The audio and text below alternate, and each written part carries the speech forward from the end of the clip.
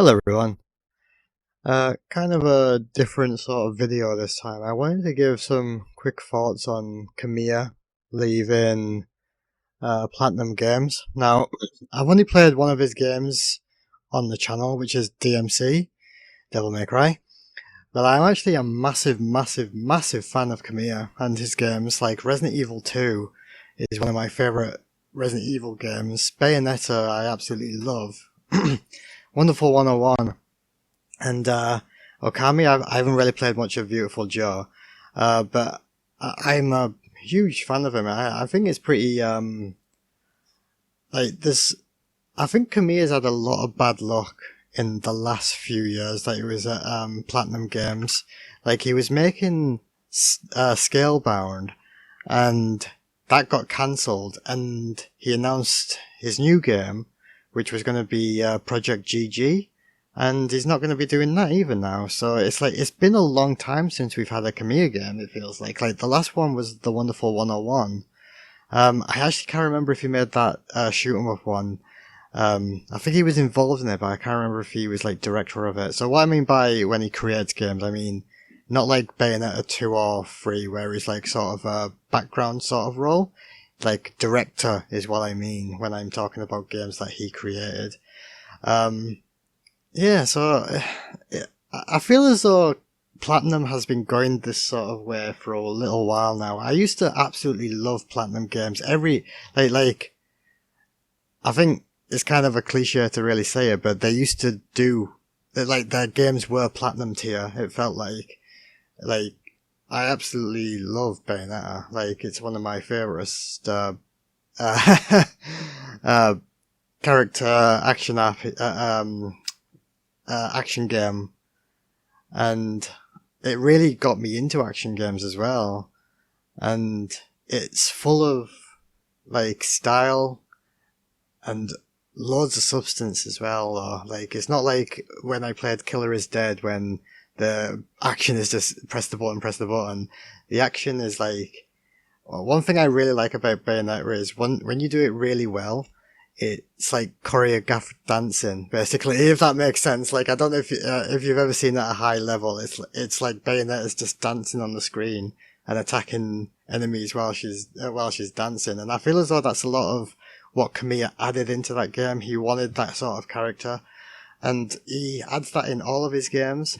Like, his games are funny, his games are really tough, and they don't need to be tough, he just wants them to be tough because he's used to that sort of action-style video games, like, from the arcades. He's a very old-school gamer in that sense, but, like, yeah, I really feel like Platinum might be on, like I said, Platinum for a while now hasn't been particularly great to me. Like, they made that Babylon... I can't remember the name of it, but it was that one that basically is like I think it came out last year, and within the same year, they basically just said, okay, we're going to stop supporting this game now. And I think it was an online game, and I think Platinum's been going that way for a while now. And I just want to read what Kamiya said. He said, "This came after a lot of consideration based on my own beliefs," and then he said, "I will continue to create in my Hideki Kamiya way." So does that feels like Platinum wasn't letting him create games his own way anymore. So I don't know if that's relating to what happened with his game Project GG or what, but like I just wanted to get a quick bit of thought out on this anyway. Like I've got real no authority in this. It's his decision and all that sort of stuff, but I hope he will create games his own way. I actually have a secret hope that him and Shinji Mikami also like get back together and create like a new studio sort of thing, because Mikami has left I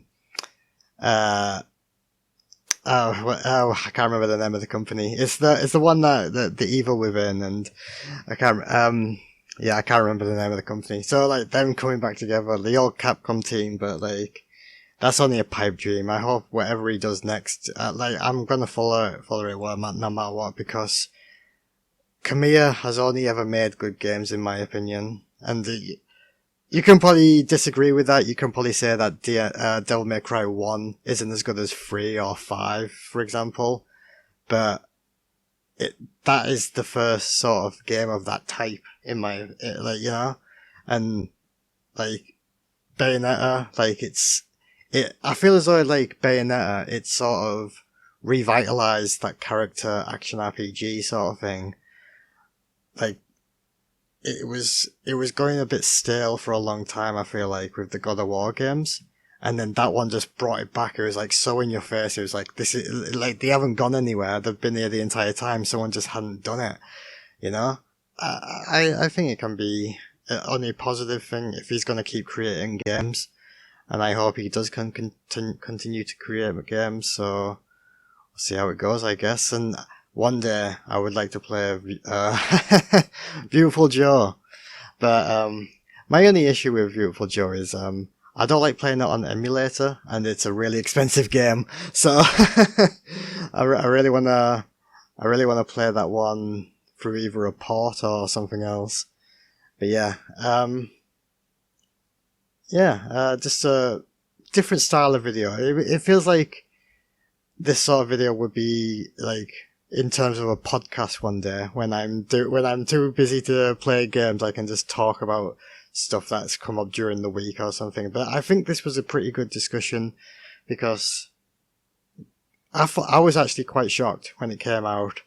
It came out yesterday at the time of recording, and it was like so sudden, you know, like I do wonder what's happened there, but we probably never find out.